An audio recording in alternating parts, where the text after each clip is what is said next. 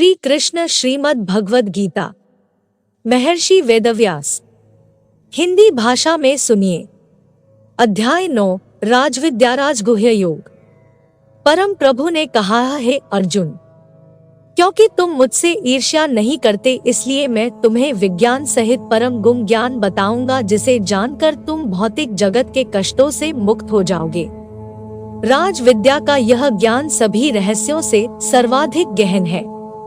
जो इसका श्रवण करते हैं उन्हें यह शुद्ध कर देता है और यह प्रत्यक्ष अनुभूति कराने वाला है।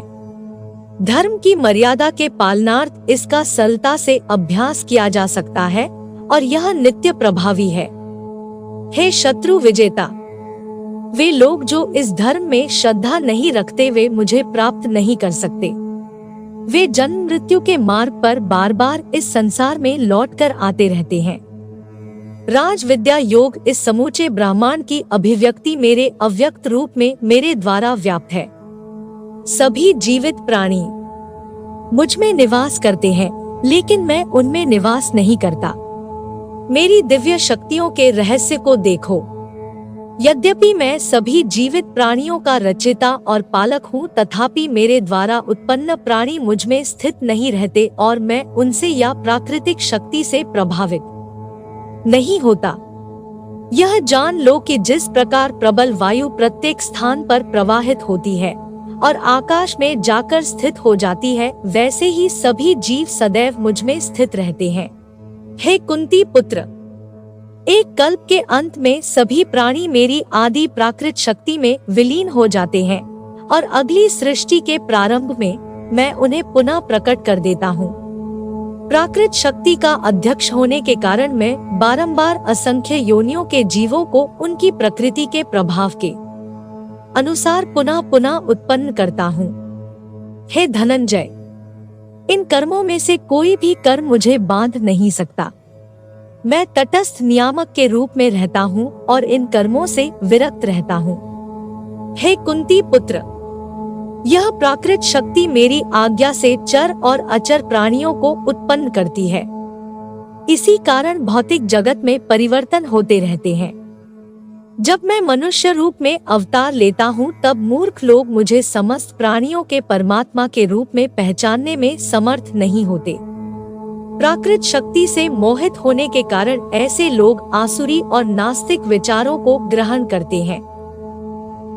इस मोहित अवस्था में उनके आत्म कल्याण की आशा निरर्थक हो जाती है और उनके कर्मफल व्यर्थ हो जाते हैं और उनके ज्ञान की प्रकृति निष्फल हो जाती है। हे पार्थ, किंतु महान आत्माएं जो मेरी दिव्य शक्ति का आश्रय लेती है, वे मुझे समस्त सृष्टि के उद्गम के रूप में जान लेती है।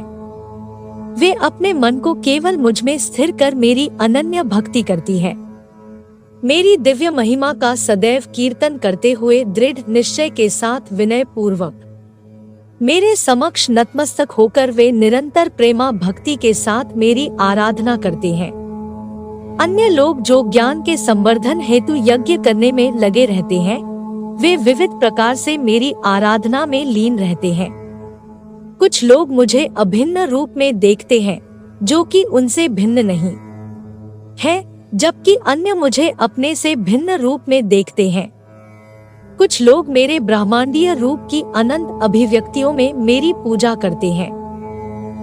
मैं ही वैदिक कर्मकांड हूँ, मैं ही यज्ञ हूँ, मैं ही पितरों को दिया जाने वाला तर्पण हूँ, मैं ही औषधीय जड़ी बूटी और वैदिक मंत्र हूँ, मैं ही घी, अग्नि और यज्ञ का कर्म हूँ। मैं ही इस ब्रह्मांड का पिता, माता, आश्रय और पितामह हूँ।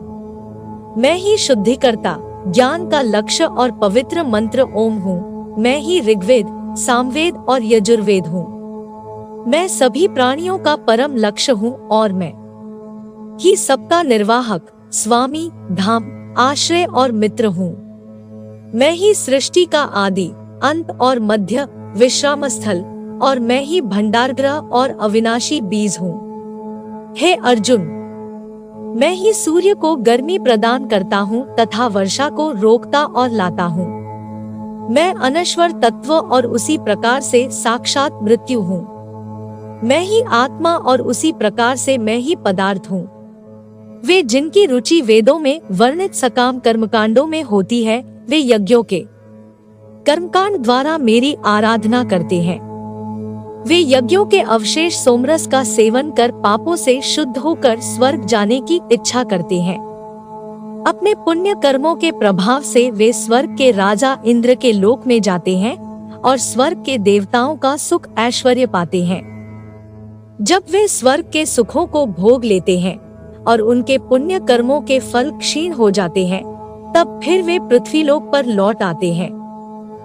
इस प्रकार वे जो अपने इच्छित पदार्थ प्राप्त करने हेतु वैदिक कर्मकांडों का पालन करते हैं, बार बार इस संसार में आवागम करते रहते हैं। किंतु जो लोग सदैव मेरे बारे में सोचते हैं और मेरी अनन्य भक्ति में लीन रहते हैं एवं जिनका मन सदैव मुझ में तल्लीन रहता है, उनकी जो आवश्यकताएं होती हैं, उन्हें मैं पूरा करता हूँ और जो कुछ उनके स्वामित्व में होता है उसकी रक्षा करता हूँ। हे कुंती पुत्र, जो श्रद्धा पूर्वक अन्य देवताओं की पूजा करते हैं, वे मेरी भी पूजा करते हैं, लेकिन वे यह सब अनुचित ढंग से करते हैं।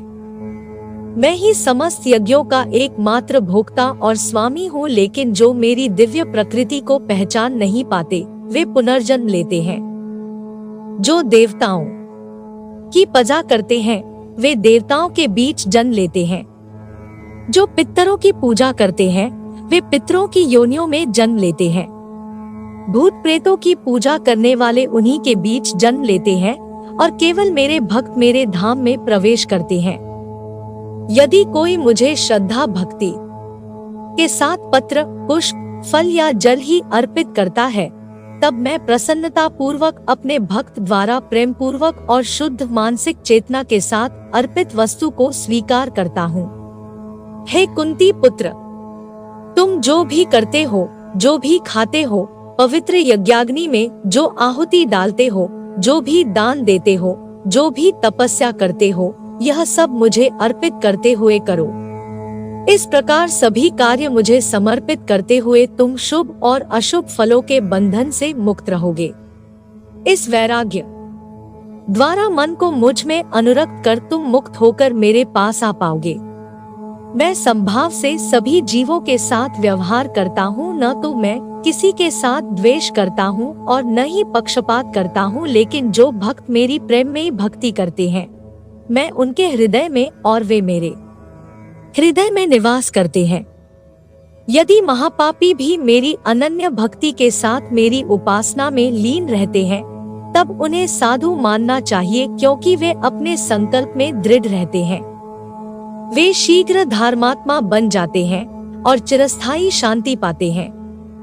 हे कुंती पुत्र, निडर होकर यह घोषणा कर दो कि मेरे भक्त का कभी पतन नहीं होता।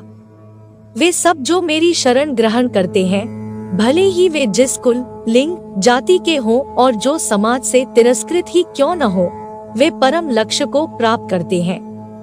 फिर पुण्य कर्म करने वाले राजर्षियों और धर्मात्मा ज्ञानियों के संबंध में कहना ही क्या है। वर्टिकल बार, इसलिए इस अनित्य और आनंद रहित संसार में आकर मेरी भक्ति में लीन रहो। सदैव मेरा चिंतन करो, मेरे भक्त बनो, मेरी पूजा करो। अपने मन और शरीर को मुझे समर्पित करने से तुम निश्चित रूप से मुझको प्राप्त करोगे।